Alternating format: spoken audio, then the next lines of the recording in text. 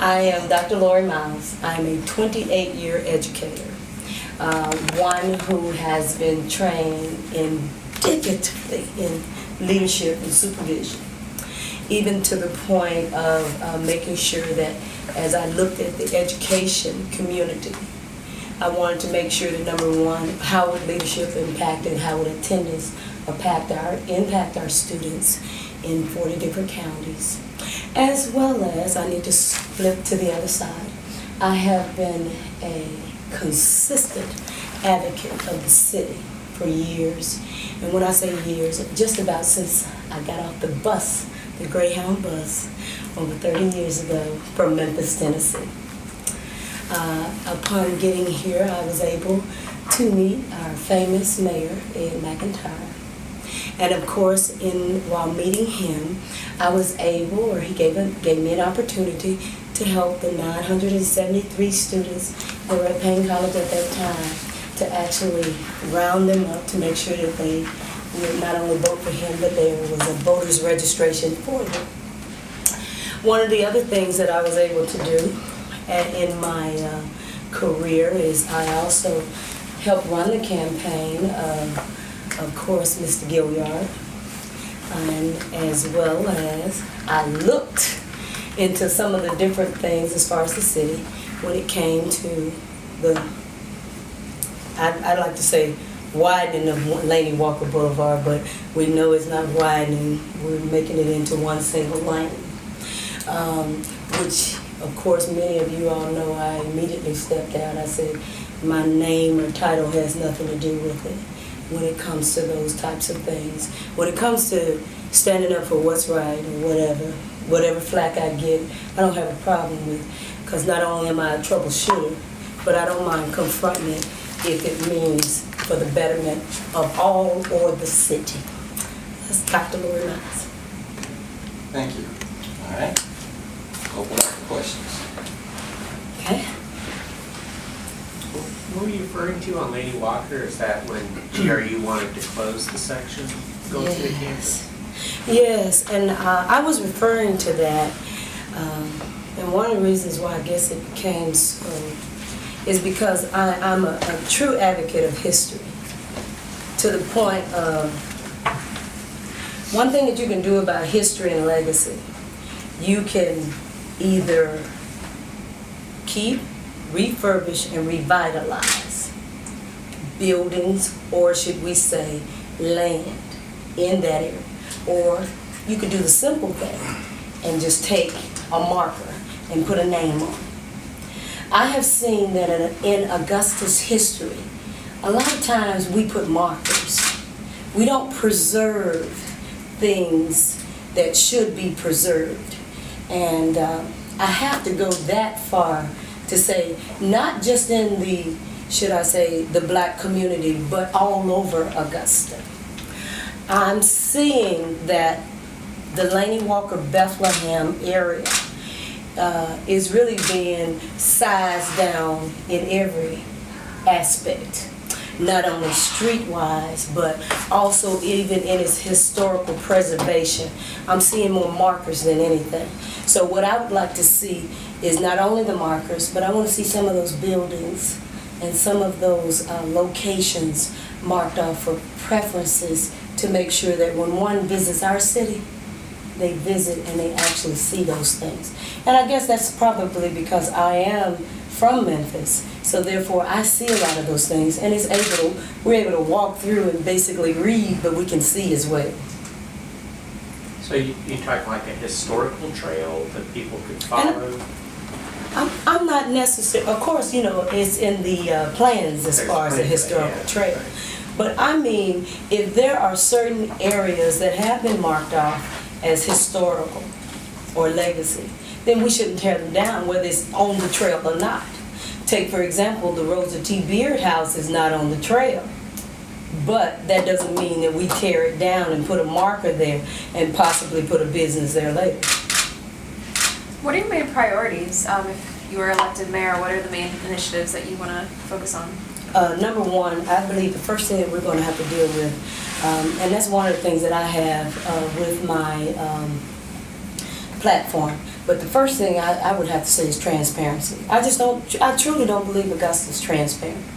I believe that we have an issue here in Augusta where, number one, we're looking at areas of leadership that many of us are on two different sides of the table.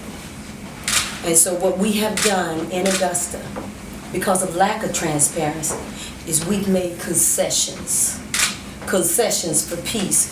But I believe the concessions for peace have just about run out for us. And one of the main things on my platform is to bring that transparency, bring that accessibility, but also, of course, you know, the other aspects of it, the economic development and the revitalization. Yes, all that's part of my platform. But I truly believe as a leader, we're going to have to deal with transparency, accessibility, and collaboration as a team as far as the commission and as far as the mayor's office. When you say concessions for peace, peace between whom?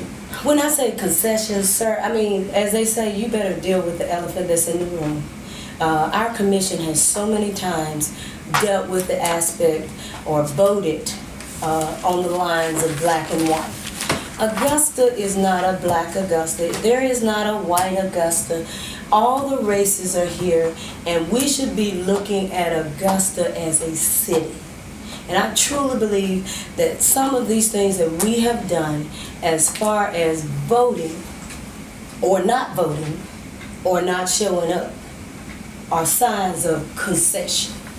As I spoke in the last forum, one of the things that I said was anytime that you get ready to fire a six-figure city administrator, and all of the white commissioners are gone except two, and one of them has to make the motion. There's a problem. There's also a concession. But let's flip it over on the other side. When it's time to vote for SPLOS, all the commissioners are gone except two, and then one to make the motion. Again, yes, we're in the line of concession. That's what I mean. Statistics show that young people in Augusta die more from homicide than motor vehicle accidents.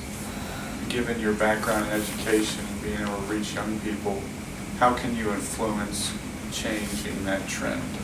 Let me say this, as an educator, especially dealing with young people, over 28 years, not only am I now teaching the grandchildren of my beginning students, should I say, one of the things that I have found out is that we're going to have to look at the homicide issue. Now I have to say, just as you said, statistics nationwide said that is the problem among young people. So in other words, it's not any different from any other nation, but Augusta has shown some very, should we say, negative signs that show that, number one, we've equaled ourselves up to Chicago at times as far as the violent rate. So one of the things that we're going to have to do is, I see that a lot of our teenagers not only do not have that workforce development, do not have that training, have not been put into situations where, in other words, high school, it's not just high school, but need an ability, or they need someone to express to them that there is a world outside of high school. Now, many of the high schools, not taking anything from anybody, but there are a lot of high schools that make sure that career counselors are in there. But let me tell you all this, being that I am an educator, I've seen where there are 2 or maybe 4 career counselors in a school. But come on, what is that, what's the impact of that versus 900 students, or versus, should we say, a classroom, or should we say a school that has 1,800 students? That's not an impact that is being made. So that's what we're going to have to do for our students in order to increase what? Increase promotion of goals and missions, but also decrease the homicide rate, and because they don't have anything to do. Okay? What do you think the mayor can do to help address that? I like that, because you know what? I've already had that. And that's one of the things that forums don't give you a chance to do. They do not give you a chance to do. And One of the things that I would like to do is to set up an internship program. Take for example, in other words, being that the mayor does have so many different careers right there in his or her own building, my own building. What's going to actually happen, as well as I have the availability of the city. In other words, be it medical, engineering, pipe fitters, whatever it is. What about setting up an internship program for teenagers? In other words, where we're able to actually tap into different schools and set up internships for those students where they're actually maybe once a month shadowing. See, that's something that I came from up under. That's something that I used to actually teach, and I saw the benefits of it. And then, let's take it to another level. Let's leave the high school arena. Let's take it to the collegiate level.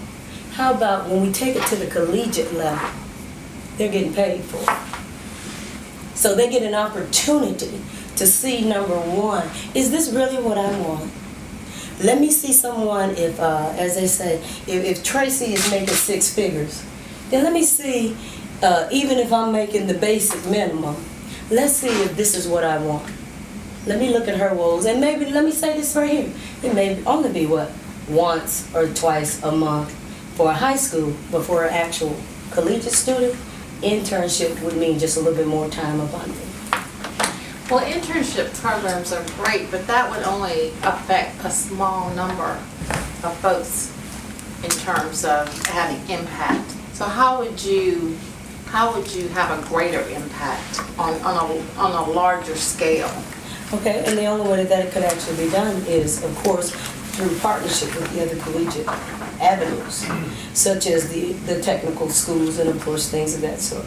Now, one of the things that we all know that we cannot do is we can't take the time of professionals all the time. But one of the things that we would have to do is we have to get that exposure out of there.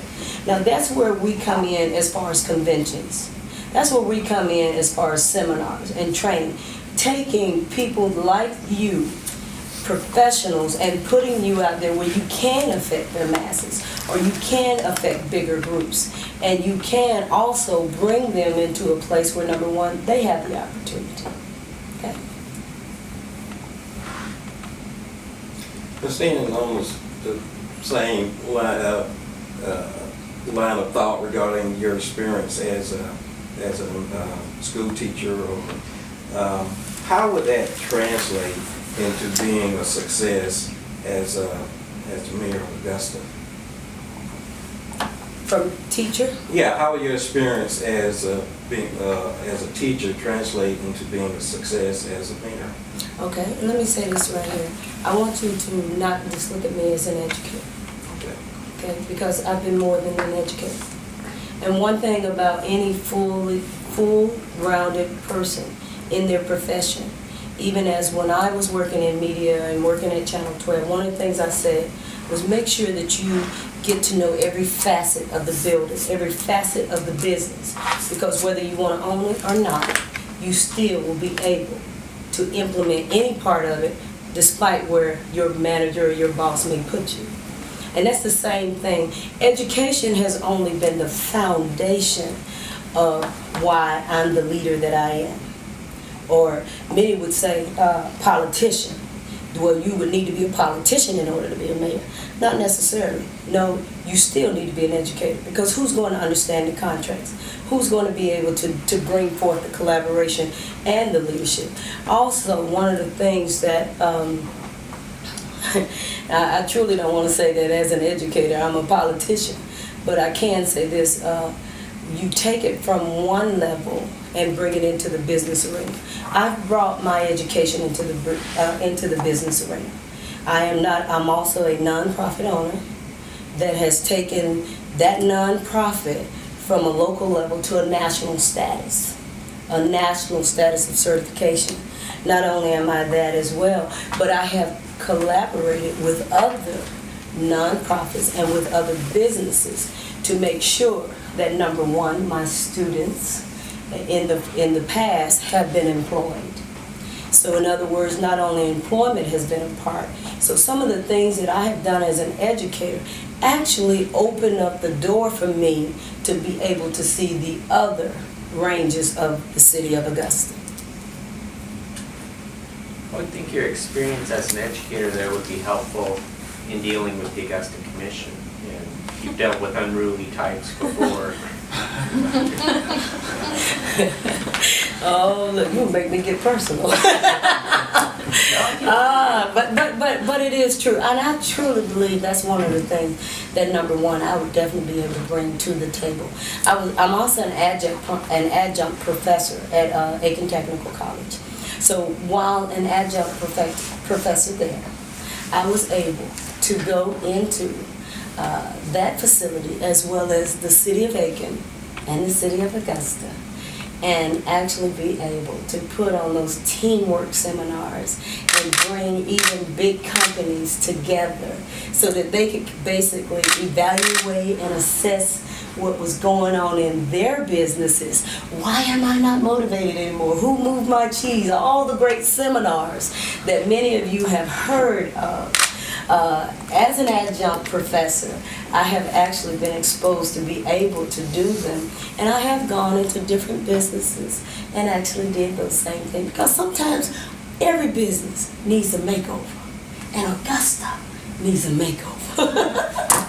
What do you think about Augusta's image? Where is it right now? Where does it need to be? And how do you get us there? Let me say this, and I want to put it in as a family. I want to put it as a family. The family knows that our house is, let me put it in the kids' terminology, toe up from the floor. But the outside still sees Augusta as a historical city with some of the greatest entertainers, educational people, high-ranking writers, novelists, things of that sort. One of the oldest, and we all know of the legacy of the masters. So outwardly, even when I go home, they still speak of Augusta's grandeur and what Augusta has to offer. Many of the people outside, they may see little snippets, but for the most part, what are we going to do here in the city to change our image? And that's what I've been saying on the floor. That number one, let's stop changing the frames on these pictures. Let's change the picture. Okay, it's time for a true makeover of the city of Augusta, and it's going to need to be done by someone who not only is in love with the city, is part of the city, but also one is willing to bring everyone to the table and make sure that, number one, our historical legacy is set in part as well as our future, and so that we can keep our students and our kids in this city and bring it back home. Okay? Thank you. So what does that makeover entail? Talk to me about what you envision that including. First, we'll have to get that commission together where we're able to be able to not hide the necessary things. And when I say hide the necessary things, I mean we all really should not be arguing about this plus. I mean, by now, anytime anything's done, part of the makeover is, as I said, we need to be at a point now that some things just come natural. This floss here should have come natural. It shouldn't have even been anything that we should actually be dealing with. The other thing is, when it comes to the city of Augusta, and of course there are going to be issues and there are going to be problems, and I want to make sure I say this, because let's not get it twisted. Our mayor that's sitting in the seat now has done some great things. He's brought enterprise here. He's brought economical development here. He is also the author of so many different things in this city. But what has happened is, we can take the positive and flip it to another side, because we know everybody's getting ready to move out. Okay? So quick decisions are being made, things are being done, and what's happening is hurting our city. It's splitting us apart, and it's bringing up things that should not be.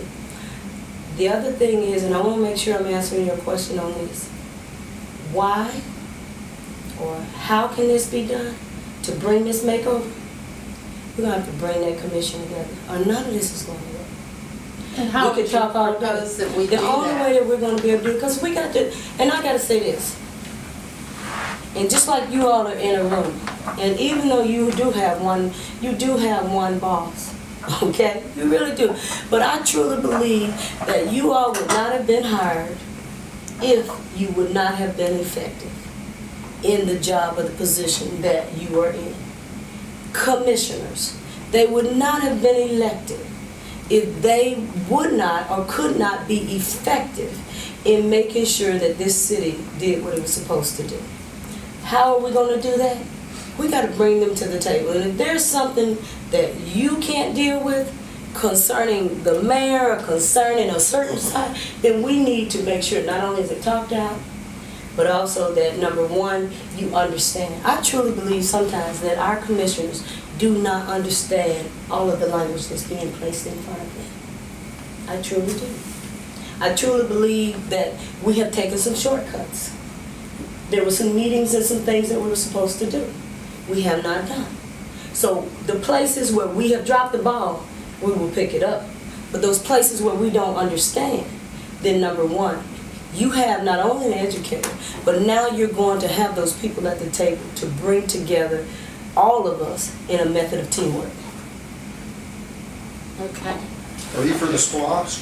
Am I for the SPLOST? Let me tell you, and the answer is yes. And let me tell you why. Let me tell you why I say yes. I'm for the SPLOST because, number one, this is a reoccurrence. It's a reoccurrence of a plan and a decision that has already been made. Many of our commissioners are now saying, "Oh, no way, please say no, please say no." They said, because one, we didn't have the public meetings. I said, well, you better go back and look in your history. A couple of years back, you didn't have public meetings either. Well, all of us were not here. The meeting was called in 24 hours. Excuse me, I need you all to know that the next SPLOST is coming in 365 days. Okay, it's coming. And unless something has changed. This is something that as a city we've decided together that is going to happen. Now, let me tell you the other reason why I'm for the SPLOST, but I think some things need to change, but we need to bring each other to the table. If GRU is about to get $8 million, and they don't have to come up with 25% of the money, then why should another entity have to go do fish fries and come up with 25% of the money in order for them? Oh, let me make it specific. Augusta Mini Theater gets $1 million, but they have to raise $250,000 in order to get the $850,000. They do raise this money through fish fries and through different little small events. When on the ballot it says the SPLOST money is yes or no, the community votes for it. Nowhere on that voting it says 25% of the money has to actually be raised over here, but not raised for this one. What I'm saying is, if we're going to use these monies for those things, then it needs to be fair all the way down the road. That's what I'm saying, and that's the reason why I am voting for SPLOST, and I am saying yes to SPLOST, because infrastructure does need to be taken care of. But now, has Augusta dropped the ball in some areas? Or should we say commissioners? Yes. You know where they dropped it? One, they moved from the original intent. How did they move from the original intent? Well, they moved from the original intent by allowing some other things to come in, and they agreed to it, that as long as these nonprofits, or should we say the Imperial Theater and of course the Miller and all those other things, if they need it and they attribute or they actually bring an advantage to the infrastructure of the city, then if they are there, then they can be included. And I agree with that.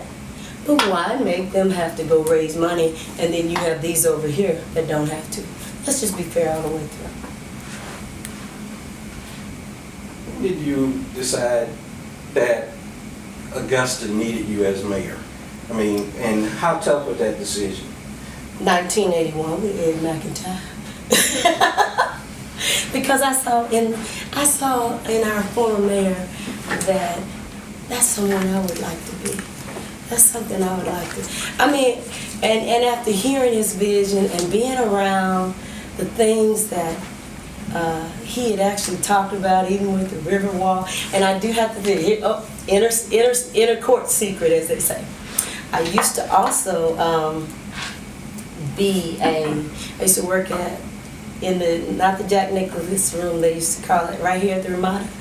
Right here at the Ramada upstairs. Eagle's Nest. It used to be called the Hilton at that time. You did? Mm-hmm. Yes. And I used to work at the Eagle's Nest. And since I was the waitress, every day about 5 p.m., our Mayor McIntyre, along with Mr. Bill Lockett, and of course Mr. Brown, Oscar Brown at that time, they all would actually come up for, just as you know how the Eagle's Nest was, just a time of relaxation. And so I was able to also know them then. So again, that increased my want to see myself as a leader as he was. So what did you learn from Mr. McIntyre, and for those people who may not know, the city's first black mayor? One thing that I learned from him is that all confrontation is not bad.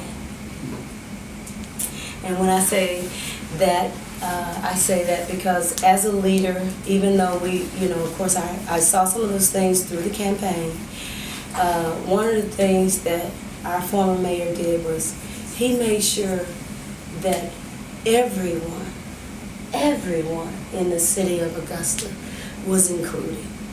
He saw, which is really to me the reason why even the consolidation and the charter is even set in this place even now. He saw a full Augusta. He didn't see pieces of Augusta, but he saw a city that was not only beautiful, not only historical, but a city that it would not matter to him what it took, whether it was confrontation or whether it was friendly. He wanted to see all of Augusta benefit from the leadership that should have been there all the time. Lori, what differentiates you from all the other candidates? What's the one thing that you would say differentiates you? What differentiates me from all of them is, I already said, on paper, not one of them can touch me. And I'm not talking about the doctorate. I'm talking about the community service. I'm talking about being at the table. I don't have a problem. One of the things that, and if I had to use one word, that one word would be leadership. And then the subtopic word would be empowerment. I had to go there, sorry.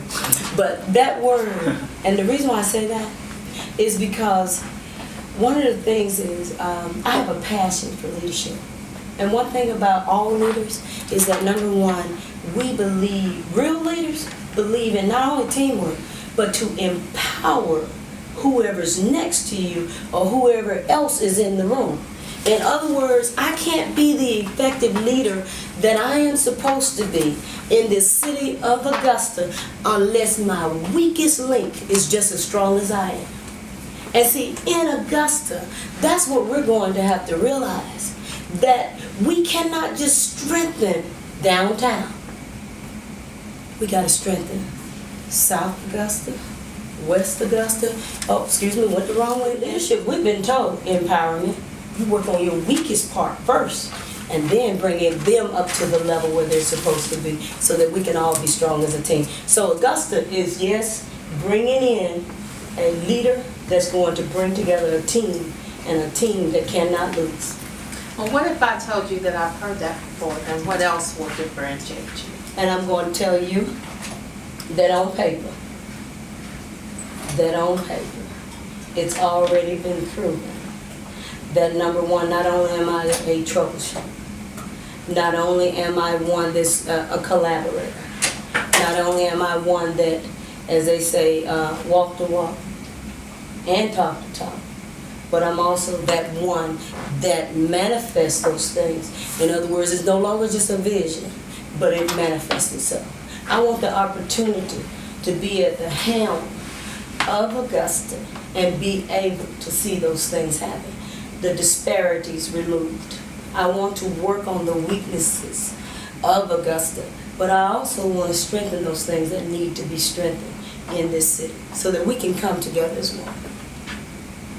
Well, when people talk about the need to provoke more economic development downtown, attract businesses in South Augusta, how as mayor could you help do that? Well, one of the first things, and I do have to say South Augusta at this point is the weakest.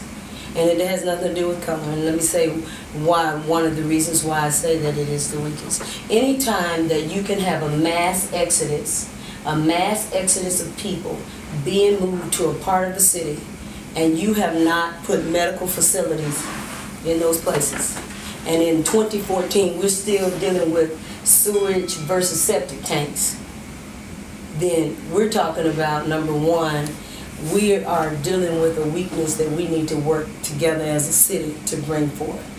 The other thing is, yes, they don't have restaurants where they should be, and that's some of the things. And many may say, because of economic development, there's no demand. Yes, there is. There is a demand. And what is happening, where we saw the dilapidation of houses and dilapidation of some of the businesses down here, if you travel to South Augusta, that same thing is starting up there. We have to make sure that if the majority or a big mass of the people are going there, then we need to make sure that we put the facilities and the necessary utilities and things of that sort into play. Okay? That's how we're going to do that. But downtown, when you have certain pipes, and I don't understand why. I used to work at Laney High School, and it was flooded. It flooded. So, but they had made all the teachers come to school. So of course we had to get out of there. On our way out, of course my car flooded out, and I had to walk on up the street, as they say, off Wrightsboro Road. But upon walking because of the flood, guess who got sucked into a sewer? You. You.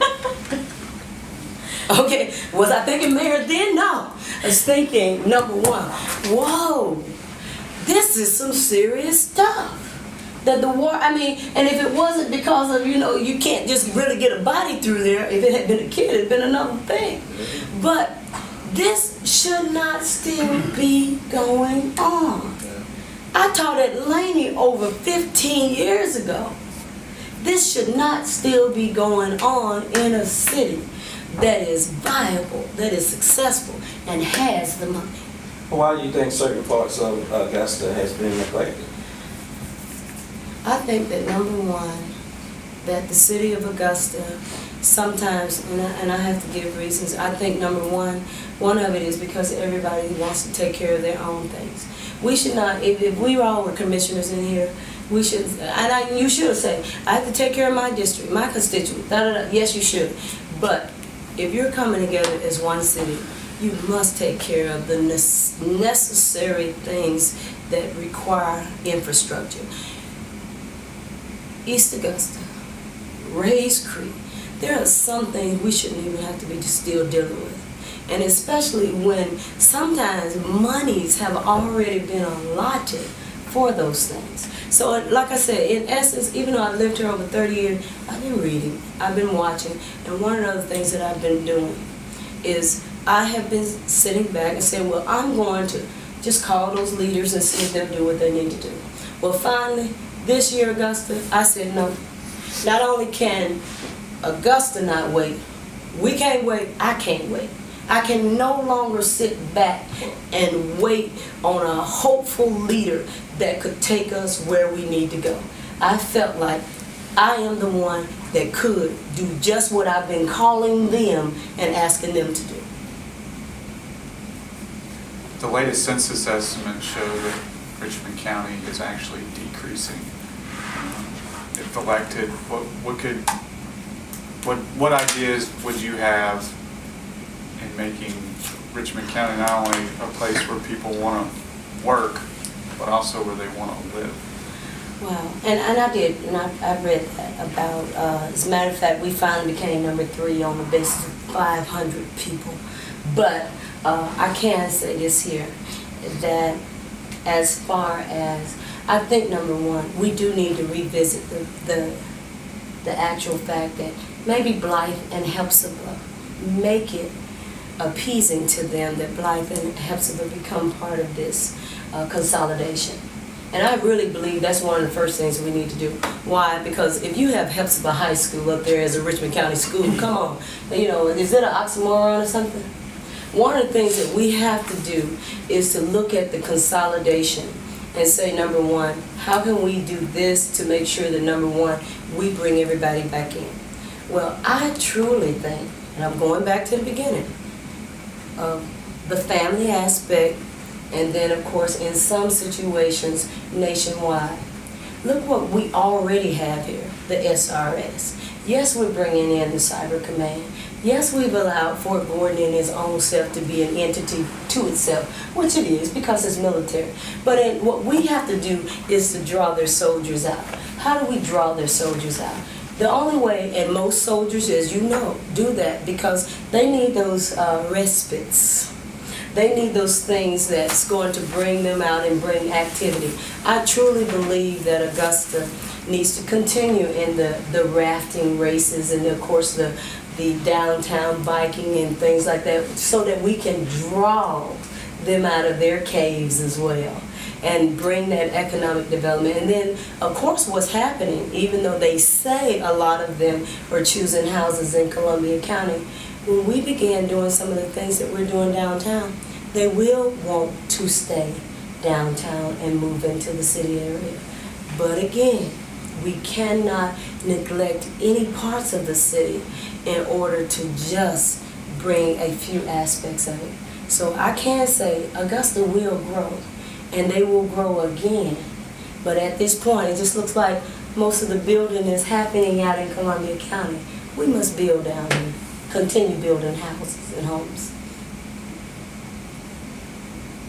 One of the key character traits of a good leader is good judgment. Mm-hmm. Now, last year you got into trouble when you with the 2 handouts that you gave out that had racial slurs on it, which was your way of, I guess, trying to shame some students into using certain words.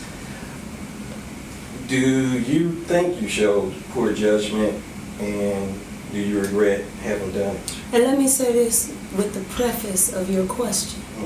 Your question made judgment to say that I did not make a good judgment, and I beg to differ.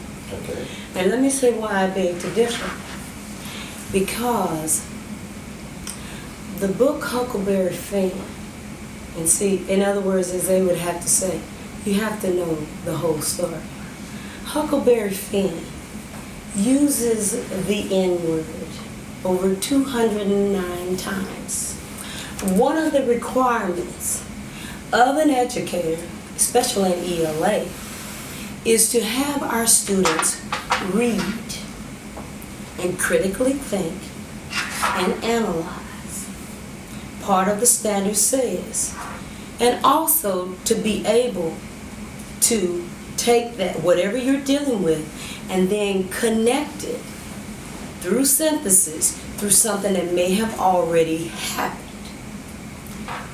What they do or fail not to tell you, or you may not know, is that upon reading Huckleberry Finn, the book states, because of the way it's written, and Huck has to deal with it, that the N-word is acceptable because, number 1, this is their day and their age. Well, what we did was we took it to 3 different stages. We took it to the era of the 60s, and we took it to the era of 2014. And we stated, in 2014, it's acceptable for them to use that word once again as it was used back then with Huck. So don't get upset while you're reading and you're hearing Huck and everybody else call this, because now you're saying this is a good thing over here. So if it was good there, and it was good there, was it good in the 60s as well? If it was good in the 60s, they were told to look at a picture, which are some of the things that we do to incite, number one, feeling and thought. If you're looking at this picture right here, immediately, what do you think? What do you think Dr. Martin Luther King is saying? What do you think the men that are arresting him are saying? In essence, what are they saying? If it's okay then, okay there, is it okay for you to call yourself that? And is it okay, number one, to use it? And the reason why I beg to differ, even in the school now, if no other time do they not use the word, they don't use it around me. And that's a respect from me that says, number one, as I told them, some people, as they hung from that tree, the last word they heard was here, here, and here. Was it acceptable? And I still tell them it's not. So maybe trouble in your eyes, but I look at it as an eye-opening experience. So I take that as a no, you don't regret it. No, I think it was great judgment. Okay. I think it was great judgment, and still fighting. Well, do you think that, on occasion you've been maybe retaliated against for things that are a little different or decisions you've made, and how do you deal with that, and how would you deal with that if you were mayor? And I truly believe that's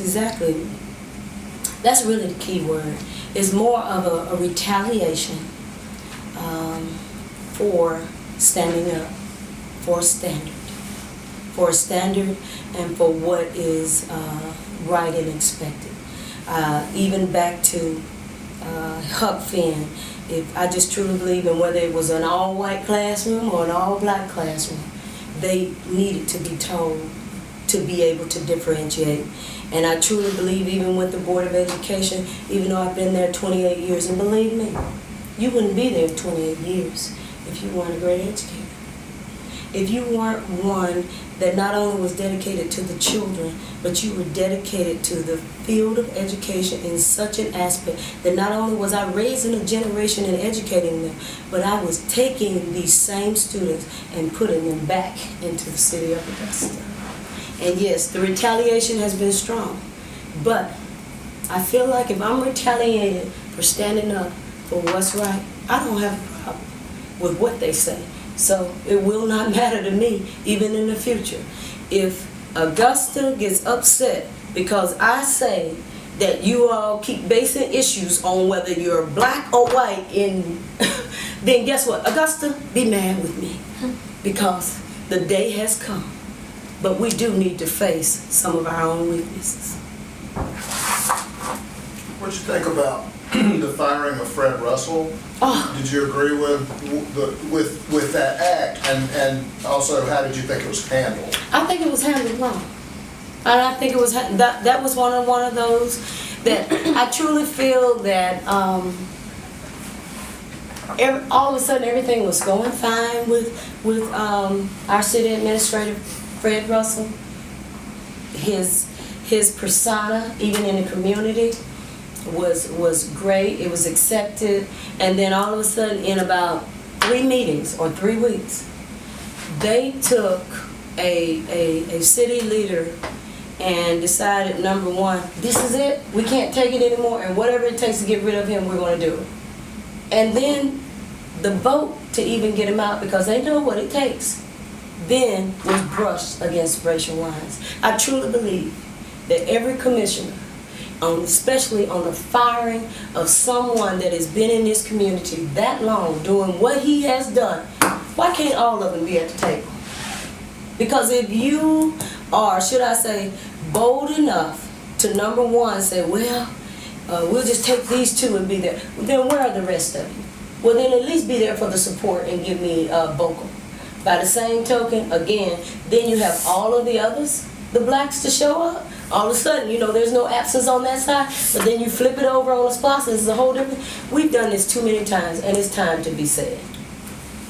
Oh, I guess, sir, I was bending before you. So how would you bring them together? You're describing almost a, I don't want to use the word dysfunctional, but it's hard not to, commission, a group of men and now a woman. How will you bring them together to resolve that? One of the things that needs to be in place that is not, and it may be in place, but maybe they just don't use it. One of the things is accountability. If you're abstaining or it's a no vote and it's because you're out of the room, then we need to know. If you're abstaining and you just weren't at the meeting or you were not at a meeting, especially of something that you know that's happening with the agenda, then we do need to know as well. I truly believe that there does need to be a monthly or quarterly printout of what's really happening, because then you'll see consistency. One thing that I have noticed in the field of education is data tells on us whether we know it or not.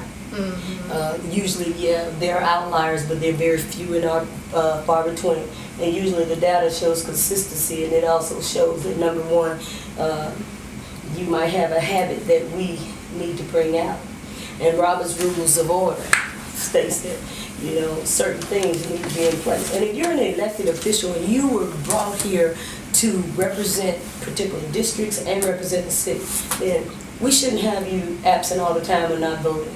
Because what's your purpose? Then maybe, as I said even in the forum the other night, even if you're an elected official or a person who feels like, number one, you want to be elected into one of these official positions and you plan on being absent or whatever, then you need to take your shirt off and take the sign down, because you're not the person for the job. But what would you be able to do about that? The accountability aspect of it. I truly believe the accountability aspect of it is number one. The data has to come out about it. The other thing, and that way it brings it to the forefront. It brings it to the forefront. Oh, they were there, da-da-da. And then the second part of it is, that's where we come in as a collaborator in the teamwork. Why are we missing all these meetings?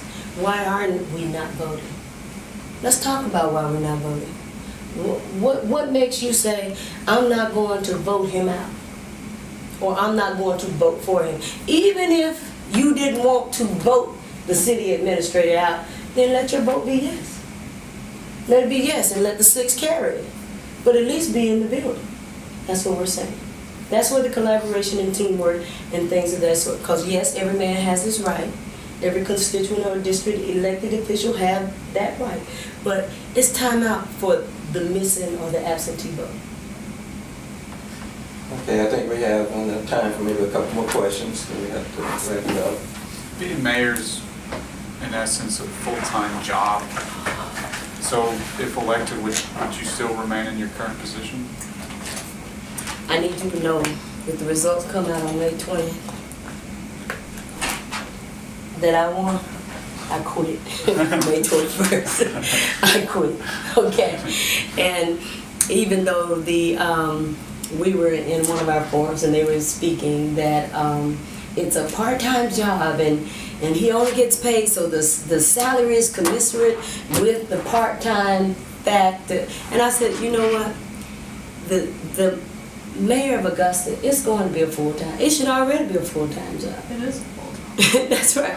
But they were speaking from the charter, saying that number one, it was not he's basically there, for, of course, ceremonies and things of that sort.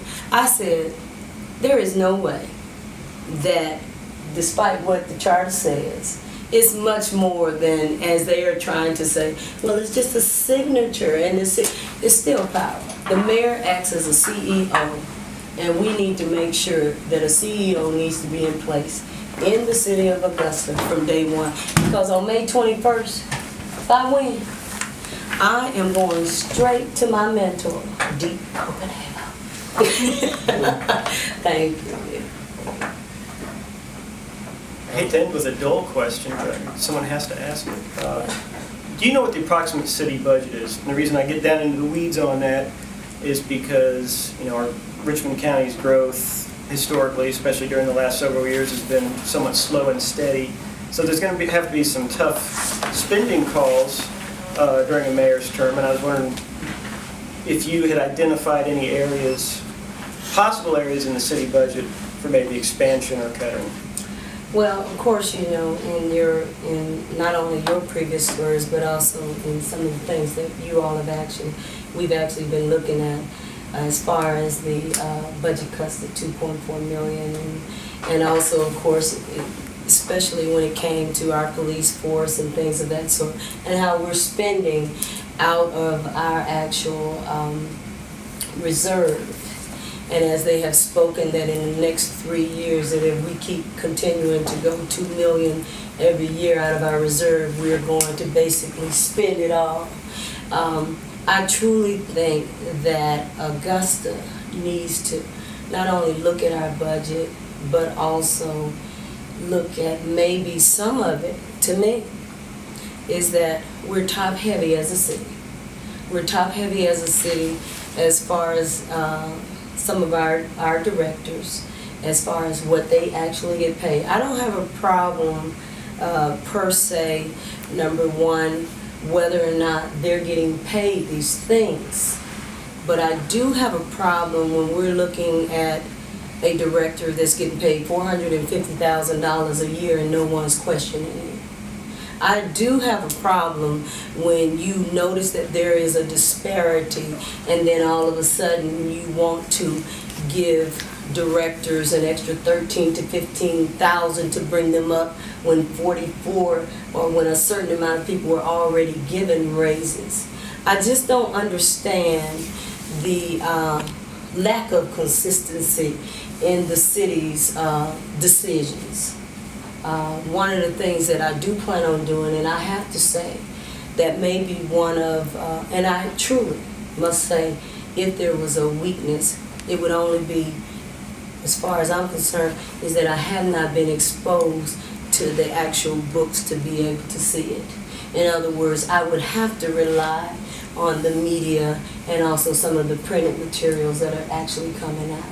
So what will I do?